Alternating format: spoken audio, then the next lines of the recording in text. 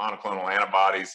I don't think there'll ever be a shortage. And I would just say that if this was New York and California, I doubt that they would have changed the procedure for shipping these out. These people will be integrated unfairly, illegally into our country, and the Biden administration and Harris, the borders don't seem to care. Well, hold on to your wallets, because Nancy Pelosi and company up here are trying to get in there and take as much money as they can and spend as much money as they can.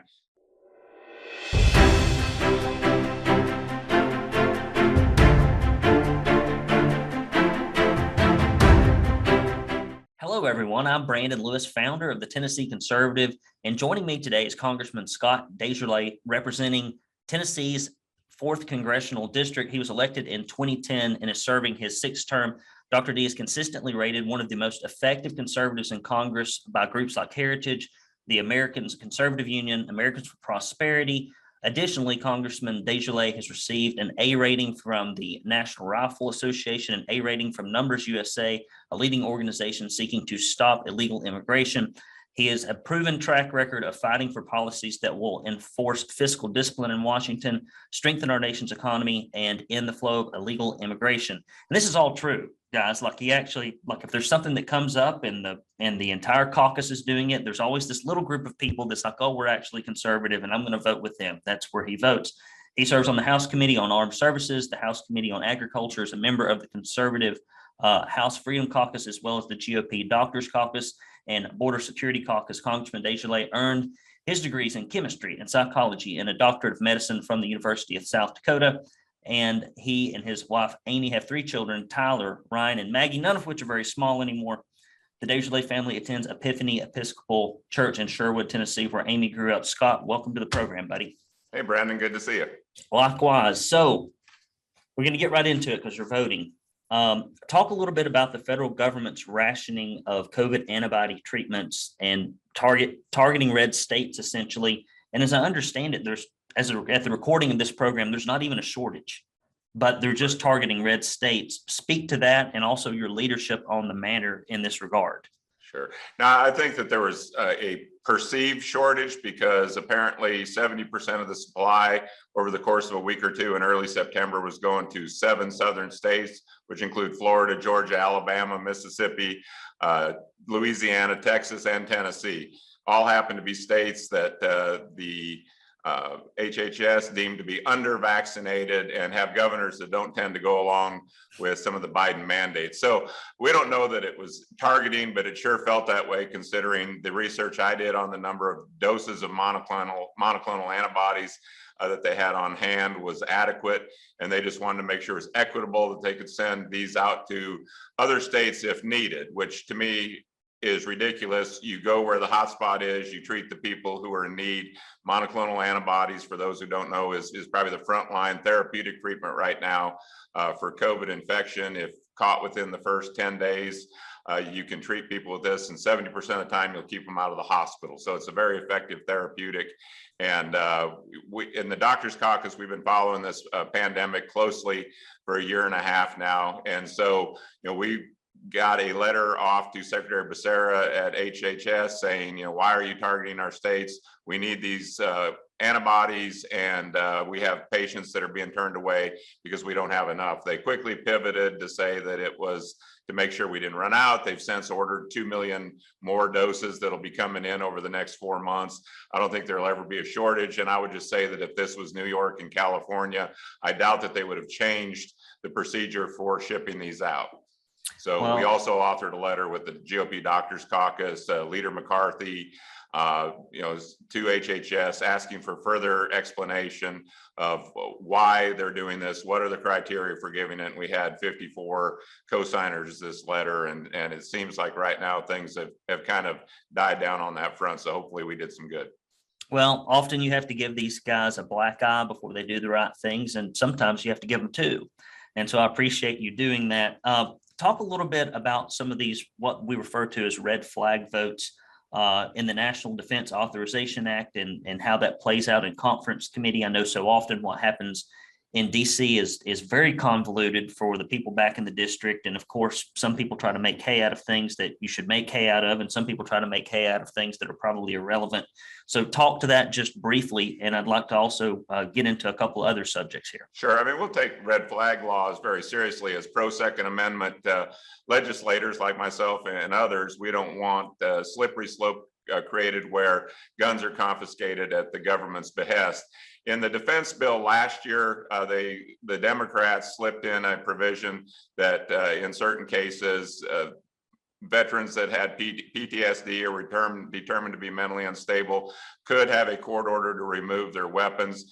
This was removed in the conference report, which is what happens when the Senate and the House bill come together, and then they hash out the final bill that would be voted on again and signed into law. And just like last year, they inserted this provision, and just like last year, it would be stripped out in December. So it's kind of frustrating. The NRA didn't score against this because they know what happened before, and it puts some of us in a tough spot because some of our constituents think, oh, he's gone soft, he's supporting red flag laws. Not at all the case. Gun owners did score it, which is the frustrating part. They know that this will be taken out and it won't be an issue. So it makes a lot of people get very upset and worry about something that's not going to happen. As you said, I have about 100% Second Amendment rating in 11 years in Congress. I'm not going to change that now. This provision, this red flag provision that everybody has been calling or worried about, it will not be there when the final bill is passed. Well, I know occasionally when we used to work together, you would shoot me with rock salt just to get my attention, just in case you didn't think that I was paying attention to Second Amendment things. Listen, it's expensive to do this, to cover these news stories, to build subscribers, and we run on grassroots support. If you go to TennesseeConservativeNews.com and click the support button, and if you give any amount, we'll send you 2 Proud Tennessee Conservative bumper stickers. Put them on your car, annoy your friends and neighbors. Take one of them and stick them on one of your leftist liberal relatives' cars and let them try to scrape it off. It's made of some kind of titanium gripping material, so I don't think that it's going to come off. So if you put it on there, they'll probably have to just get a new bumper. We also send you this directory of legislative officials. It has the governor, all your state senators, all your state reps, so you can contact them. Maybe about this special session would be a good reason to use this. You can always keep that handy dandy. And if you give $50 or more, or if you give a recurring donation, we will send you this Proud Tennessee Conservative tumbler. This is made of I think it's made of nuclear grade uranium. So you really probably shouldn't drink anything out of this, to be honest, although it may give you mutant superpowers. I haven't quite tested it out. Now the inside of these that we've recently got are red, which means you could probably put red wine in there and people would think it's water. I'm just saying it's got multiple purposes and uses, okay? Some legends say that this is actually the melted down sword of Excalibur. I don't know. These are just rumors floating around. I don't know if it's true. So do go to TennesseeConservativeNews.com and click that support button, buddy. We need it. So can you give us an update about what you're learning on the southern border? We have seen remarkable images, and a lot of that is been censored on social media, has been censored by even the federal government from having access to that. Amazing just really kind of lies, deceptions, and smoke screens about Haitian immigrants that have now come through 2 or 3 different countries to arrive at our doorstep. What are you seeing, and what implications do you feel it has in national security? And also, what implications does it have in Tennessee? Yeah, I'm seeing a stark contrast between the Trump policy, which was build the wall, remain in Mexico, follow legal immigration processes, versus the Biden plan, which is open borders, despite the advice of our Northcom commander that an open border or a secure border is a national security issue.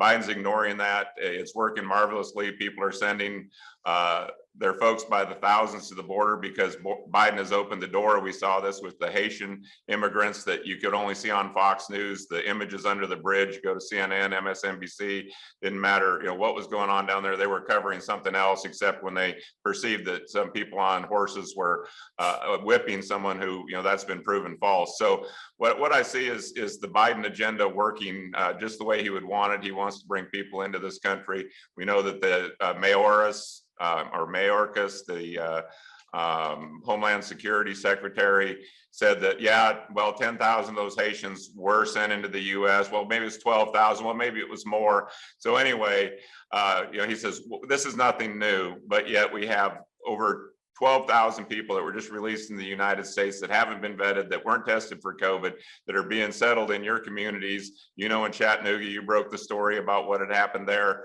months ago. So you were on top of this early when they were bringing migrants from the border or illegals from the border into Chattanooga. So it's affecting us in all states. These people will be integrated unfairly, illegally into our country, and the Biden administration and Harris, the borders don't seem to care. It seems to be what they want.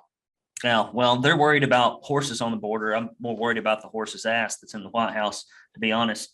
Talk a little bit about the administration has really blurred the lines between federal and state authority just in the first few months.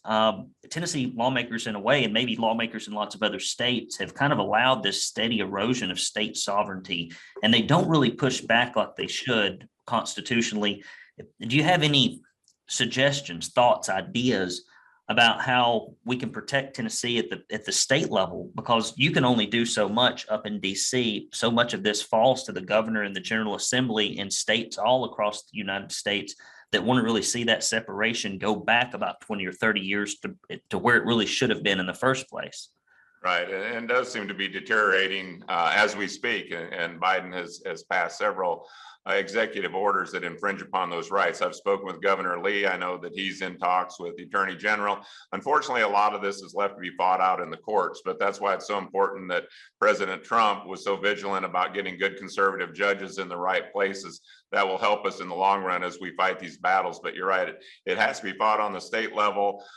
When the president's doing this through executive order, there's not much we can do legislatively, but state rights are sovereign. They're in the Constitution, and we've got to protect them. So it is frustrating, but unfortunately, they end up in lengthy court battles most of the time. What else is going on? We've only got 3 minutes here, and I don't want you to miss these pivotal votes. I know how it is up there right now. I mean, everything matters when you're in the minority. So we can't miss these votes. What else is going on that Tennesseans should be aware of at the federal level? I'll give you the last word. Yeah, well, hold on to your wallets, because Nancy Pelosi and company up here are trying to get in there and take as much money as they can and spend as much money as they can. Just this week, they're looking at a debt ceiling crisis that has to be expanded, because we maxed our credit card a long time ago, but now they're wanting to up that limit, and they're wanting Republicans to help them. All the while they're trying to pass 5.5 trillion. I mean, a billion used to be a lot of money. This is trillion. We're talking trillions in Washington now. They're trying to pass another $5 trillion just this week in spending, while they're wanting us to help raise the nation's debt limit. And it's mainly a social agenda. If you look at what's in the $3.5 trillion package, it's AOC, the Squad, it's the Green New Deal. It's things that are basically a Democratic liberal socialist wish list. And then we have a transportation bill that we all agree that infrastructure is important, but about $100 billion is traditional infrastructure like you and I would see: roads, bridges, railways, rivers, and the rest of it tends to be more Green New Deal, other things that we wouldn't want. So the 1.2 trillion is really a hyperinflated vehicle or Trojan horse to get even more social spending in. If it was a reasonable infrastructure bill, Republicans would be voting for it.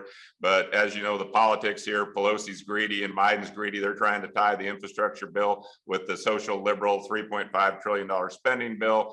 And because of that, we can't even support the infrastructure part that we believe in, but it's hyperinflated too. So that's what's going on this week in Washington, is they're trying to spend your money. They're trying to bust the debt limit. And oh, by the way, nationally, General Milley in the hearing with the Senate will be after him tomorrow in the House side, asking about the debacle in Afghanistan. He admitted that we have weakened ourselves in the eyes of the world and our allies, and that's a pretty big admission. Senator Blackburn got him to admit that he did directly talk to Bob Woodward for his book. So, I mean, he's playing politics while he's supposed to be our Joint Chief of Staff, worrying about, his comments in books, but yet he's saying he wants to remain apolitical. Well, I will sleep well tonight. It is 3:08. Thank you so much, Dr. D. From down there in the 4th District. If you ever have anything you want to get out to people in Tennessee, let us know. I'll let you get back to your vote. Thank you so much for being here. Great seeing you, Brandon. Thank you. Take care.